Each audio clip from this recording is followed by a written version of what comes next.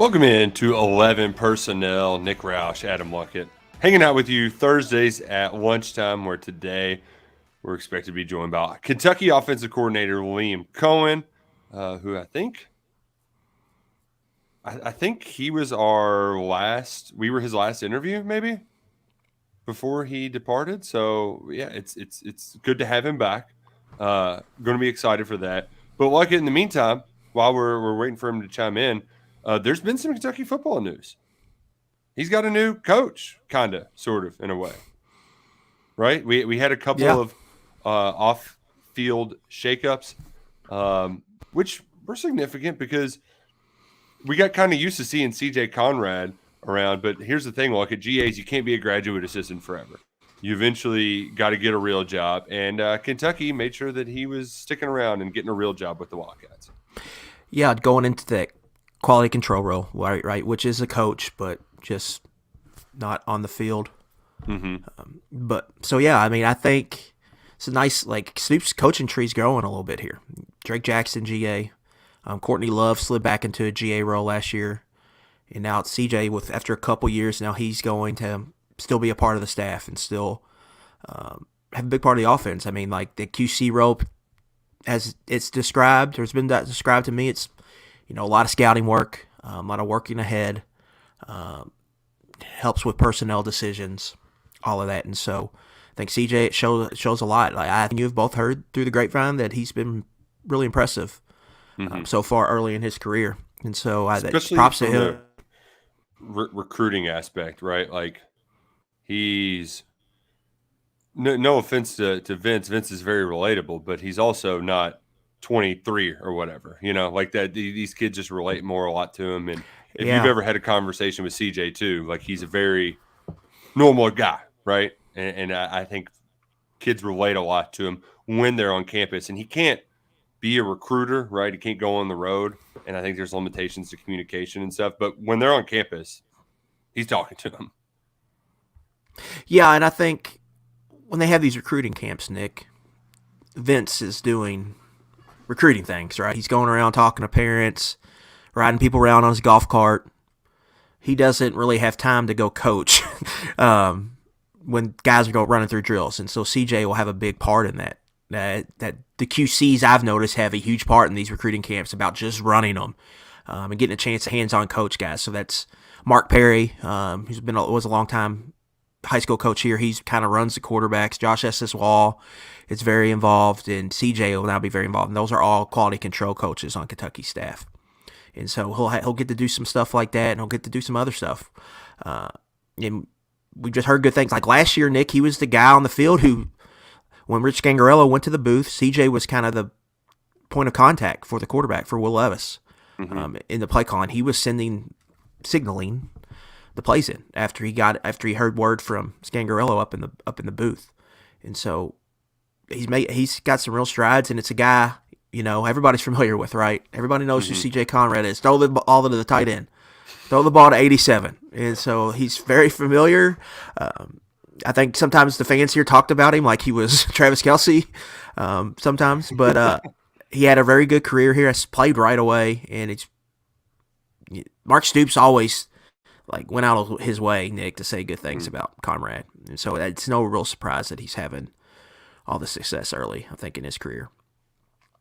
No, it's not a surprise at all. And these are the type of guys, like if Coen or Brad White, you get a coordinator hired, right? These are the type of guys that could maybe parlay that into a bigger job, a full-time role, when these guys maybe take group of 5 head coaching jobs, if that ever happens. Well, and there's also some precedence, too, for how, the kind of coaching ladder works. I mean, Scott Woodward was he a GA or an actual assistant at UMass before he got the quality control at Pitt? He was an on-field coach at UMass. Okay, so he kind of did the off-field thing and then rose up that way. Other coaches will kind of do the assistant at a smaller school and then kind of bounce their way back up. So this is one way to go about it. And I know Cohen's a big fan of CJ's as well, so his future's bright. But he wasn't the only one, too. They also hired a new special teams quality control coach to replace Louis Matsakis. Mike Pfeiffer, I think I'm saying that right. The PR is throwing me off there. Yes.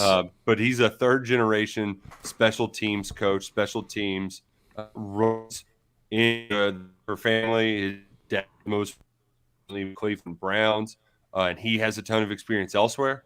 So what it said to me, too, like it is, Jay Boulware's coming in to do what Jay Boulware does, right? Like you're giving him the special teams coach, completely give him the reins, let him get and roll with it. And this is number 2. Right. And so, like, he's just got an extra hand. And it's also, allocating resources to fix special teams. Full-time assistant coach is a special teams coordinator. Quality control guy is a clear number 2 who's going to help scheme things up and kind of watch a lot of film and break down opponents and all of that good stuff. Look for times and situations and fake opportunities. Yeah, right. So they're, Kentucky football has a salary cap. They're committing a good percentage of the cap hit to fixing the special teams. And so that's really the sign to me that it's a new slate, 2 new guys, but I don't think they've ever had this per se. With Matt Sakis, they always had like co-special teams coordinators, but that was just, I think, title only. I think he kind of set everything up behind the scenes. Now, 2 guys, 1 full-time on the staff with major Power 5 experience. And this guy, Mike Pryfer, Jr., like pedigree. His dad's a longtime special teams coordinator. And so he's got some experience there. He's probably got a pretty good reference sheet. And now he can come in at SEC and kind of be a number 2 guy on his way to maybe trying to find a full-time special teams role. And so, again, committing resources to fixing a problem, I think that's a good step in the right direction for Kentucky's third phase. It certainly is. It certainly is. And I don't know if there's a snap of the finger necessarily overnight, but there's certainly, if something goes wrong, we know who to blame, right? And I think that's a lot of it felt like there was a lack of accountability when things went awry, and they did often last year in the special teams department. It's like, what the hell's going on? And not to mention, too, you have some pretty darn good specialists in your return game, right? I mean, you need to take advantage of that opportunity when you can. Lynn Bowden won Kentucky some games with his play on special teams. That they can do that again with Barryon Brown. He's that dynamic of a playmaker. Got to give him opportunities to change the game in special teams. And we didn't really see it at all last year, but Tavian Robinson was one of the best punt returners in the country at Virginia Tech. Kentucky never really tapped into that, so finding a way maybe to tap into that this year, I think, will be important. It could be a sneaky value that nobody's really thinking about. If he could find a little bit of that playmaking that he flashed so much at Virginia Tech, if that could show up at all, I think that could make potentially a big difference in a game. I'm sure there's some people who are like, "What the hell? We're supposed to have Liam Coen on. I got to listen to these jerk-offs." Like, don't. We're efforting. We're efforting. Sometimes it takes some time. He's a busy guy. We're working to get him on. But in the meantime, there was a couple other developments, and I'm hesitant to start on making fun of other teams and having Coen just pop on but I kind of want to make fun of some other teams. Let's just talk. Combine's a week out. So how are you feeling a week out from another trek to Indianapolis? I'm excited for Indianapolis, but I'm worried about the baggage that's going to come with the Will Levis narrative stuff, because there's going to be a lot of – I feel like there's going to be a lot of – as much as people were gassing him up leading into this part, I think this is the part where they try to tear him down. Feel it in my bones. That's the smear campaign for Kentucky's offensive line is coming. Like, it's already started. The wheels are in motion on that. Had a tweet this morning. Like, it's the first of many, first domino to fall. So that is coming. The closer we get, Nick, I just feel like it feels like it's going to be the Panthers. Like, I'm at this point where Bryce Young is the first to go off the board, and it's going to be between the Colts and the Texans, which could get a spicy trade up because they're both in the same division. Right. So if you lose out on this guy, you have to face him for the next, twice a year for the next Which how many years. shout So out to this the is Bears for yeah. being in that spot, right? So they hold the cards here. Those two, the Texans and the Colts, and along with the Bears, figuring out who goes where. And of course, the Texans holding the number 2 spot, and then the Colts are a little bit down the line. I feel like those are the 2 places where Stroud and Young are going to end up. Both of those are total rebuilds. They need to draft a quarterback. They don't need to be going to get a free agent. Draft a quarterback. 2 brand new head coaches. Align the head coach and quarterback and go.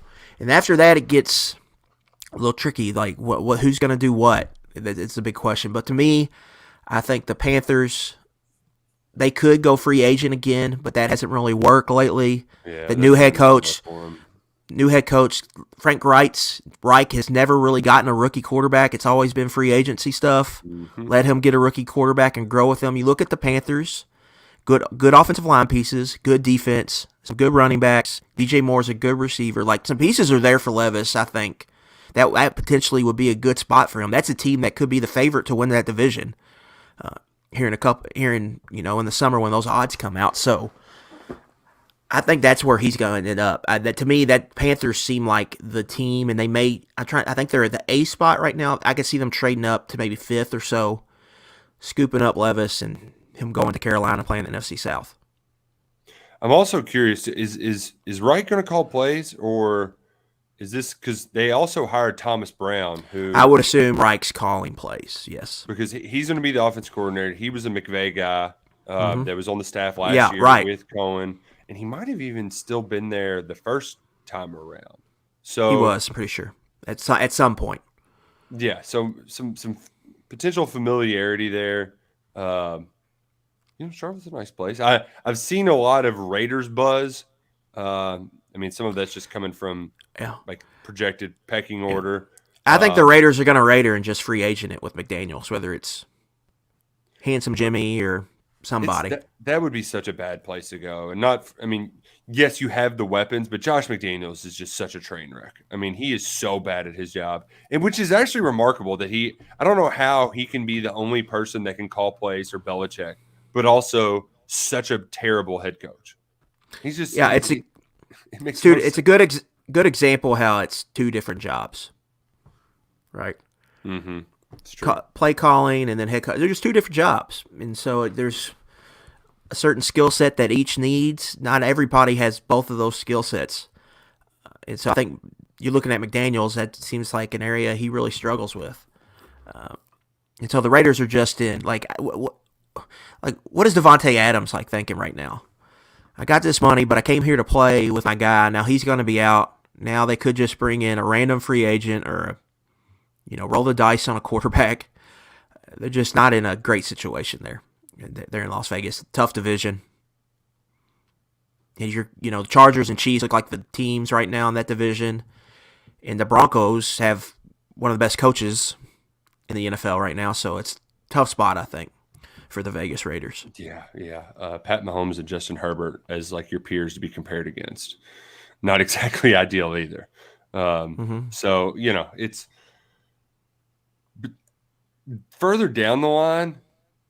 I'm also curious, how do we think Chris is going to test? He doesn't. It's kind of like the apprehension I felt going into Benny's. I do think Chris is a little more explosive athlete than Benny Snell, but yes, the Benny Snell joke was low hanging fruit. That was too good, right? But I do have a little bit of worry because Chris has always felt like he's never going to be the guy with all of the shine, but he's also really good at just being good. He's just a good quality running back. But I fear that he's going to get lost in the shuffle. And I just don't know if there are any guys besides Levis that will pop, and if Levis even will do enough to pop. Yeah, a couple things with C-Rod. This draft class is just stacked at tailback. I mean, it's a ridiculous class at tailback. You're going to be able to find a good player who could potentially start for you 4th, 5th round. And I think that's where Chris is going to kind of be. He's just in a loaded tailback spot. And for him, you just hope he goes to a place he could play right away. And it just fits for him. But he's going to go, I think. Because a lot of it's and I don't even think the testing doesn't even matter. Like running back, the production is the production. He's put it all on tape. You know what you're getting with him. And so I think fourth, fifth round is just what he's looking at. A lot of it's due to how loaded this tailback class is. A lot of it's due to the value the NFL puts on the tailback position right now. If you looked at franchise tags, it had the lowest value of every position. It's crazy. Like, especially telling somebody that in the 90s. Imagine just going back in your time machine and telling Pop Luckett that the running back is going to be the least important position in the NFL 20 years from now. It is staggering, mind-blowing. Yeah, and so that's just kind of his situation. And you just have to, like, for me, I just hope he goes somewhere where there's going to be an avenue for him to play. And it's not with a terrible offensive line, in that he could just have some success and play and maybe play a few years and then hopefully stick around for that second contract. But you mentioned Snell. If you dig into some of the Steelers stuff, like, he's really found a home kind of special teams production. Yeah. Covering kicks, covering punts, kick return team. Like, he's got a chance to extend his career, I think, Nick, here a couple years because of that. And that it's more money in his pocket, right? So, I mean, props to Benny for doing that. Is not easy. Like, going from the star, right, at Kentucky, like, you were the offense. You had there was an avenue for playing time with the Steelers when you got there. And it kind of disappeared. He wasn't that bad too when he got enough carries, but he is he's got drafted over. Yeah, he got drafted over. But even like, it's just he has to have X amount of opportunities to be able to get production. Like, putting him in a spot is not where he succeeds. He kind of builds momentum as a runner, right? It's not just like, let's give Benny the ball and on any given play he can bust like a 13-yard run. No, he like wears on you and kind of leans on you throughout a game, which he's just not going to get that opportunity with Najee Harris there being a first-round pick. Which, by the way, Najee Harris, he's been like, why are you spending a first-round pick on a running back, Steelers? Like, Chiefs, Clyde Edwards-Helaire might get cut. Like, it's just over Pacheco, who was a seventh rounder? Yeah. Yeah, like, it's just there's no need to spend your draft capital on running backs. It's just not worth it. By the way, Pacheco, if he was in college, he would get called for targeting the way he runs. He uses his freaking head as a battering ram. Like, it's unreal. He just I watched him run, and I was like, how did I knew who that guy was. Like, I heard his name, and I watched Rutgers a couple times, but I never like, oh, that guy's good. Like, he was just like hidden up there, and then he runs like Rutgers. It's hard to watch Rutgers and say, oh, that guy's good. He runs like the Tasmanian devil. I mean, it's just like, this guy should have been fun as hell in college. Like, how did people not know about this cat? Yeah. But that's the position, though, I think, so much. He's now in a wide open offense instead of no one could block anybody maybe in front of him at Rutgers. Yeah, it's wild. And he was an awesome tailback for the Chiefs this year. It's a reason why you might be bullish on Ray Davis stocks, right? I don't think Vanderbilt's got a bunch of highly talented offensive linemen rolling. I wrote about KSR Plus. Join now. $10 until August. Davis, I wrote about him this week, and basically the point was, he played for a bad offensive line last year. If you look at Football Outsiders metric, which is adjusted line yards, which is pretty much like the line gets 100% credit of yards gained 0 to 3. So are you creating room to run? And then the back then they get 50% credit for 5+ yard runs. Vanderbilt was last in the SEC in that metric. They were hundreds nationally, worse than Kentucky.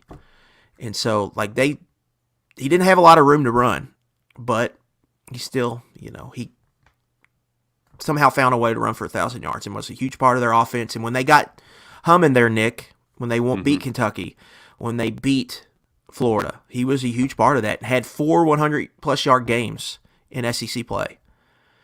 And so he's proven that he can provide something if you give him some room. So I said, he has some of the things you look for, like Snell and Chris had: size, power, break tackles, can fall forward, create a 2-yard gain out of a 0-yard gain, stuff like that. Now, I don't think he's as good as those guys, and he's got very limited burst, so he's not going to provide many big plays, but he can just keep you ahead of the chains and gives you an option. Like, if you want to milk some clock and churn some first downs, let's give this guy the ball and see what he can do. So I think that was a big pickup just in that regard because they really don't have that in a guy like that in that room.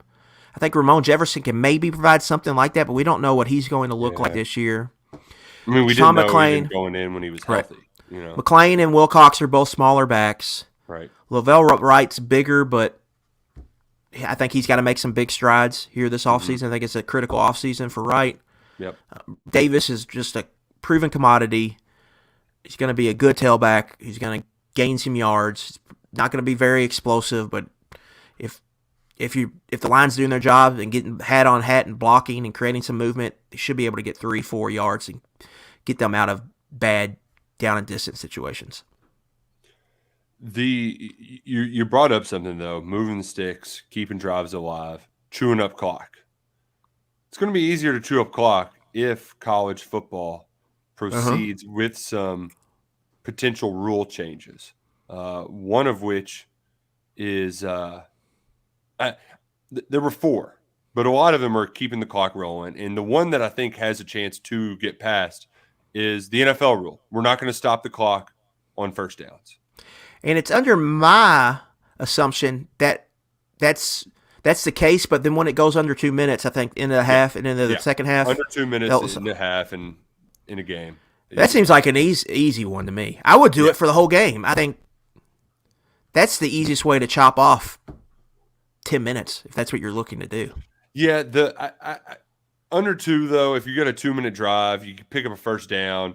That at least you have time to run a play instead of just having to like spike it or something. Where like the quality of 2-minute drills might go down if you don't have that. But the one rule that they did have in there that I think is just changes too much would be that an incompletion doesn't stop the clock. Because, that's a hard no for me, right? Yeah, because then like you're rewarding teams that can't run the ball.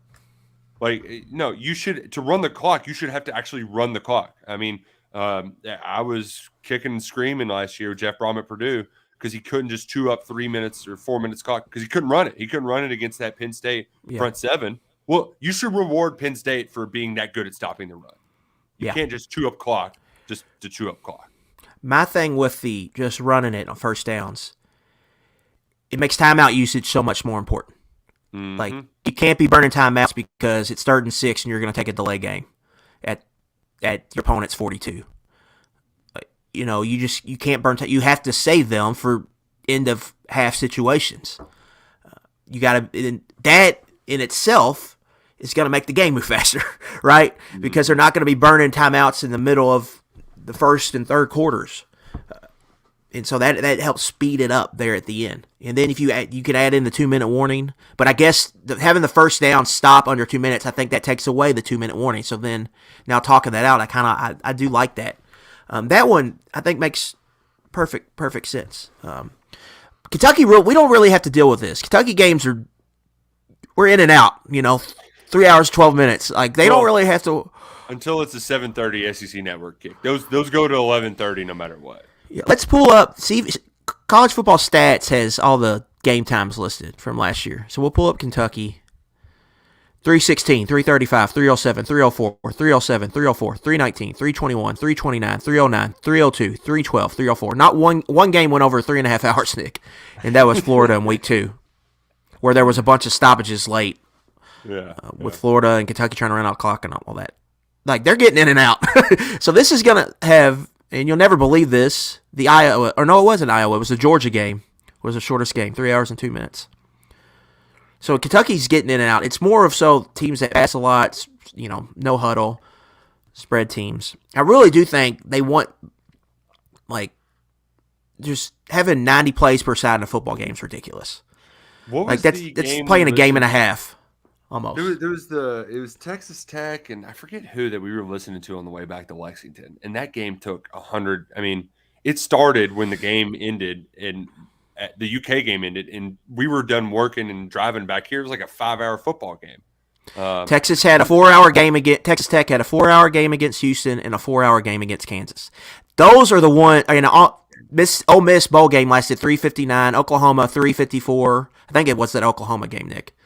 Yes, that's it. Potentially. That's it. Because Dylan Gabriel caught the. Yeah. They threw it past him in overtime, and he got freaking lit up. That was NC State 3:42. Texas 3. This is their target.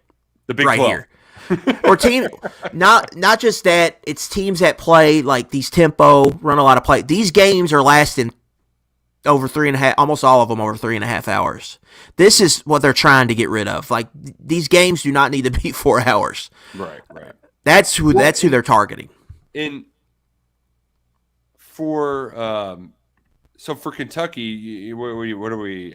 You think average what 9, 10 possessions a game? Give or right take? at 10. Yeah. And those games are averaging like almost double that. And I think where it does is it helps. You meet in the middle a little bit. You meet in a little bit more. I did like your tweet though that I'm looking forward to a Georgia-Kentucky game with 85 combined snaps. Well, and I think the exercise or the thought process here is the season's going to get extended, right? With this new playoff, you're going to play more games. Yeah. Take the snap counts down. Can we take the snap counts down?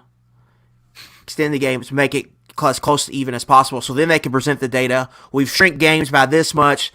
This was the average snaps in a game from this block of data. This was the average snaps a game. We've taken it down, so essentially we're playing the same amount of snaps, even with the extra. That's what I think they're trying to do. I do like this, like next level. This is galaxy brain stuff right here, right? Well, I have a gift. I do have an update on our guy Liam. He got called into a staff meeting, so emergency staff meeting. Might get him today, might get him later. Either way. What do we think the staff meeting's about? Probably what the damn media is saying about him. Subscribe to KSR Plus. All of you, do that in here right now. What a staff meeting in February? Like, I'm genuinely curious. Besides the recruiting stuff, what day to day is like in the off season, because they can only do so much with the players before spring ball begins. Which spring practice is a week from Monday, folks. It's right around the corner. I know we're still going to have plenty of coverage of it. But it's not going to feel the same without a spring game at the end as a sort of crescendo. But it's right here. It's going to be right around the corner. I'm excited for that. The one thing that I'm hoping to at least get, like, how much is Devin Leary going to do? Is he able to throw with those guys? Like that's that's huge. That's a huge if, because if not, no offense to the other guys, but it's just different. Right? It's just different. You don't feel like you're getting as much out of the spring ball. Yeah. For me, spring is not so much about like the starters. I think I got a good grasp on like who 18, 19, 20 of the 22 starters are going to be. Mm-hmm. To me, it's like these second level players who grabs like the job with number twos. Last year, Jordan Lovett. Yeah. Right? Yeah. Popped up out of nowhere. Mm-hmm. And then now, Nick, you look at and this is my KSR Plus, again, shameless plug. I wrote about Jordan Lovett today. Went up at noon Eastern. He fits the mold, and he can do a bunch of different things, kind of in the Mike Edwards, Yusuf Corker mold, where he can come down, he can play in the box, he can be a run support player. They use him in coverage, they play a lot of zone, but he can do a lot of different things, and he's going to be a guy that can potentially be their next star back there. A guy you can lean on for 75, 80 tackles, couple picks, 3 or 4 tackles for loss a year, and gives them another cornerstone piece, I think, on the defense to really kind of reach their goals. I think they have a few of them. When you look at Trevin Wallace, J.J. Weaver, Deion Walker, all those guys, like I think they have more star power this year than they had last year. But it's going to be, can you raise the floor? Because last year's defense had extremely high floor because a lot of veterans that they had. So figuring that out, like who is that going to be this year? Who are we going to see really take a big jump? Like does Isaiah Cummings really get back in the mix, right, at tight end? Is he really a guy they talk about? Nick Hall, does he make a jump similar to Lovett where he grabs the number 2 spot and he looks like a guy that can maybe play this year at either left tackle or right tackle? Grant Bingham at guard, does he make a jump as a redshirt freshman and emerge as maybe a quality backup guard at either spot? Receiver. Also, the edges, right? Like how you got one. How are they progressing? And JJ's had injury troubles, right? Like there's no There's no denying that. Yeah. You know, like you're going to have to lean on some of those guys who are going from year one to year two. And then also you're getting ready to say receiver. There's a lot of dudes in there, right? Yeah. Like where do they stack up in the deck? Right. To me, big spring for DeKale Crowdis. You need to grab a spot right now. You need to find a spot in the offense. If it doesn't come this year, it's going to be. I think he's going to be kind of climbing uphill at that spot. What do the tailbacks look like? Where is Alex Safari playing? There's a lot of things that can shake out because we know there's a lot of knowns. I think with this team, like De'Aaron Jackson, Trevor Wallace at linebacker, J.J. Weaver at Jack, Deion Walker up front. And you got Ox, Ripka, Hayes. You got a lot of experienced Saunders all up front. Safeties, a great spot at safety. You're legitimate 3 deep once Jalen Geiger gets back healthy with him. Lovett and Zion Childress. Corners an unknown like J.K. Hardaway. I think he's a big one to watch this spring. Even Vaughn, I mean, you hit it too, but like, can Keyshawn Silver be anything this year? Like that. We're kind of getting our coverage ready because next week we'll be at the combine, so we want to have some stuff ready to roll out. And getting into the defensive line, it's like there's a lot of guys who have just done a little here and there, but like you can't just sprinkle it in at times. Like you need to Octavius Oxendown. Like what is Ox going to get back to being the Ox we thought he could be? There's just a lot of Deion Walker though. He's one bad son bitch. I'm curious. So yeah, I've dug into the tape this week, Nick, and I'm gonna clip a bunch of stuff, but he is just. There's just some. I love your face right now. You have to, good, isn't he? Like we all know he's good, but you really have to go out of your way, right, to watch a player like that to see what he's doing every snap because sometimes he's making great plays and it's just not. The ball's going away from him, right? But there is just a lot of stuff on tape that he is just. So like the Mississippi State game, he just completely wrecked them up front. The Florida game, there's obviously a couple snaps there, and then Louisville, like the Louisville game, I went back and watched that this week. I mean, he totally wrecked them up front. And Caleb Chandler, their left guard, and Trevor Reed, their left tackle, are 2 guys that are probably going to get drafted. And he's just big boy them. And he's 18 years old. You think about a year to grow and develop, to fine tune a lot of things, because he's got a lot of the quickness moves. What he needs to get better is just like more of kind of explosive power, like hand swipes, powering through people. I think quicker than he did because it took him a little bit to get the bull rush going last year. If he can do some of that and really ramp up that pass rush production, if he gives you like if they can line him up a 3 technique and just overpower guards in pass protection and line up Weaver on the other side, if he's demanding double teams, Weaver's going to get a lot of one-on-one speed rushes where he's going to have the chance, I think, to tee off. And those two together, if they can come up together, you could see that pass rush, I think, really take a big jump this year. This kind of merges what we were talking about with the combine to this. There's a guy named Ken Lee Platt on Twitter. I'm going to pull up his handle. Math he does Bomb. something called Math Bomb on Twitter. His at Math Bomb. He does something called RAS, where it's basically here are your combine numbers. He puts it in a nice little clean graphic. You have to be an idiot to not understand it. Green, good; red, bad. Right. And he yellow, middle. He creates a composite score. And when you looked at all of the All-Pro guys this year, they were all at edge, at pass rushers. They were all just off the charts athleticism. And one of the things Walker discussed was, hey, I actually need to, like, I'm a big dude. I kind of want to see how quick I can get. He's listed at 348 on the updated roster. I think he wants to get that down a little bit. I'm just curious what he can be, because he can have a bunch of greens in there. Like, he has the potential to do that for his size and his position. Yeah. It's just let's have an off season in the weight room to see where his body takes it. Yeah, for me, he was 330 last year. I think that was a generous 330. He was probably more towards 340. To me, it's just I don't really care about the weight. It's just how you move at the weight, right? Yep. Like, everybody's different. So, like, if he's moving, don't lose your power, don't lose your burst. But if everybody carries weight different, so yeah, mine goes right to my belly. Like, that's just how it goes. So I don't have I want to see how he's moving. If he is 340, and take the weights with a grain of salt more times than not. But I just want to see how he's moving.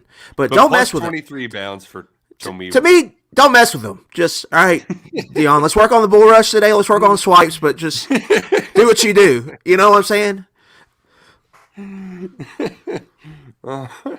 Yeah. If you can play, you can play. You know, like it's just not like a lot of this isn't rocket science. Hey, that dude they can't block, so let's not mess that up. Like you keep doing what you're doing. Maybe we'll work on some fundamental stuff. But yeah, man. I mean, you can't let your weight balloon. But I don't. I mean, yeah, keep it under control. But as long as you're doing what you need to, right. No, I'm with you. I'm with you. A lot of that stuff too is figuring out, like Vito Tisdale being smaller and losing weight. Like, who cares? He's gonna be Vito. But like Tamiwa gaining 23 pounds, like that's what he needs to be able to play that position. So I don't know. I'm excited because getting through like February can be kind of a slog, right? Like this is the doldrums of the college football season because it's before the pre-draft stuff, before we get into spring ball. We did coaching carousel last week. My God, this thing keeps turning and holy crap, it's the gift that keeps on giving. And I don't know what's funnier, Scott Satterfield having his guys leave for promotions because it happens. It seemingly happens every year where they're like, oh, I'm going to go to Louisville. Ooh, there's a job in the NFL that looks a little bit better. I'm going to take that. All of his guys that came in were just like, I'm going to back up. It was like a total walks into the room and just puts his head down, turns right back around, walks right back Simpsons. out. Yeah. I don't know if that's funnier or Florida losing their DC after 1 year. Well, it's not just their DC. They lost their tight ends coach, lost their receivers coach. And their spring practice, I think, starts on like the 4th or the 5th. I mean, they're like a week out from spring ball starting, and they got 3 roles to fill. Now, good thing Napier has 780 support staff members. They can just plug people in there. Assistant to the regional manager. But that's not good. Like, I mean, he hired Austin Armstrong, who was defensive coordinator at Southern Miss last year. Nick Saban just hired him to be the linebackers coach. That's got 1 year of play calling experience. I mean, that is green. Heading into a big year with Florida, and that they're 10 Power 5 opponents. They go to Utah, they host Florida State, and then they got the 8 SEC games. And that's just asking a lot. Yeah, from him. I just don't like. It's just not trending well for Napier. It seems like there's some red flags popping up to me. Oh no! What a shame. Because the recruiting. I don't want to hammer the recruiting class was good. It just didn't have the stars like the quarterback, and then they missed out on Cormani McClain, who was at the biggest Florida pipeline at Lakeland. Those are just guys they got to get, and they didn't get them. You kind of go through, Nick, the top 20 recruits in Florida that weren't like IMG guys. They only got a couple of them. So people are still coming into their backyard and pulling top shelf talent. It's not a good sign. And then we saw this with Kentucky last year, losing Coen so late really hurt. Like, this is the worst time to lose a coach, but you can't really do anything about it because they've moved the Super Bowl back, and then the NFL, then all the ripple effects that come with that. The coaching searches just go longer in the NFL, right? And then you got to refill the staffs, and so that's a lot to lose. I mean, we'll see. I mean, it could be you make good hire, you could upgrade there very easily, but upgrading at 3 places would be hard. And you look at Napier, like the big thing with him was organization, detail, has a great plan. He's going to hire all these great assistants. Well, I think he missed on 2 or 3 of his top defensive coordinator targets last year. Yep, and this guy kind of stunk, right? Florida's defense wasn't great. Yeah, and he promotes the guy that called plays for, I think, 1 or 2 seasons for him at Louisiana. Things did not go well. He's gone, and it's the same guy pretty much. That guy worked for Napier, won a couple years at Louisiana, called plays for Southern Miss last year, had a good year, but he's only 33 years old. That's just young to have that, It's a big gamble with that much inexperience. So yeah, I mean, it could work out, it could not. But yeah, things are just not. It's not going well for old Billy Naps. Oh man, no, not going well. Shane Beamer, he was on with our guy pick this week. The media tour has begun. Yep. It's beginning. Has he got any guys at the combine? Trying to think off the top of my head. I think Jovan Gwynn, their starting guard, might be there. Because they had some defensive guys, but I think those guys were the year before. Like J.C. Horn, and they were all, oh, man. It's a real shame. Kingsley Enagbare was last year. He played for the Packers this year. I'm trying to think. Defense. Cam Smith. Oh, the cornerback. He'll be a maybe first-round pick. So he'll be there. Well, we might see Shane walking around Indy. Gladhead joining the show. I wonder if Radio Row. I wonder if he just has like a sign held up like, we'll talk for free. He's got to have a publicist, right? Reaching out to people all the time. It's crazy. He's got to. Absolutely crazy. We will have. Did we talk about Notre Dame last week in the Jared Parker? Briefly touched on it. Yeah. I watched Marcus Freeman's press conference, and I'd never seen this from a coach. He was pretty much like, because usually it's like, it's the old can, this is the only person we offer the job to. He was our top candidate the whole time. Freeman came out and said, yeah, we tried to hire the Utah and Kansas State offense coordinators. They said no. So we moved to Jared Parker. Like, pretty much said he was his third option, which was, I was like, you don't hear that very much. So No. Props to him for the transparency. Yeah. But makes Andy Ludwig look, build some props there. You aren't playing the he said, she said game like we got with the Eddie Grand one. That was to go back. How many off seasons ago was that? Was that 2018? Wow. Yeah, I think it was after. Yeah, because they moved on. Yeah. They and they hired Coley, I think, and that was just for 1 year, and then they got Munkin. Yep. Well, things are changing. They're rocking and rolling. We're going to effort to get Coen on, if not next week, week after. We'll figure it out sometime. He's never too far away, right? He just can't be Shane Beamer Jr., and just go all willy-billy whenever. He's got work to do. Mark Stoops, he puts those guys to work. So we're going to be up in Indy Thursday morning. Carrington Valentine's going to be the first guy we talk to, and then should be a lot more. Should be a lot more stuff to come from that. That's gonna. I'm excited for this trip, Luckett. I'm very excited. Couple podcasts in Indy. Mm-hmm. So you got to figure out how to do it because that's gonna be fun. Jump through those hoops. We'll have some draft content up this week. May have a mock draft. Oh, that I'm cooking up right now. Oh man, now these are hard to do, Nick, because I don't like the trades are just like it's just like who's getting what, blah blah blah. So those are hard to do. So I don't know if I'm gonna do one with trades, but. When does I wouldn't mess with that.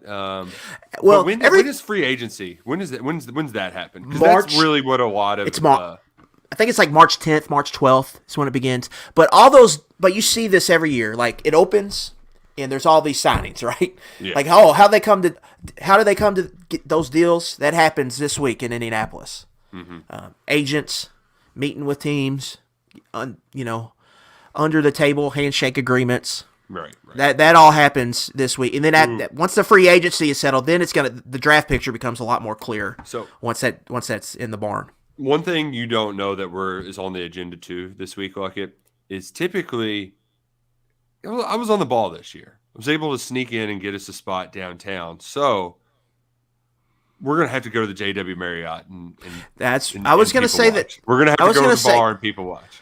I was gonna say that to you. JW Marriott, huge hotel, and I'd imagine it gets pretty rowdy in that little sports bar or cocktail bar or whatever they got in there.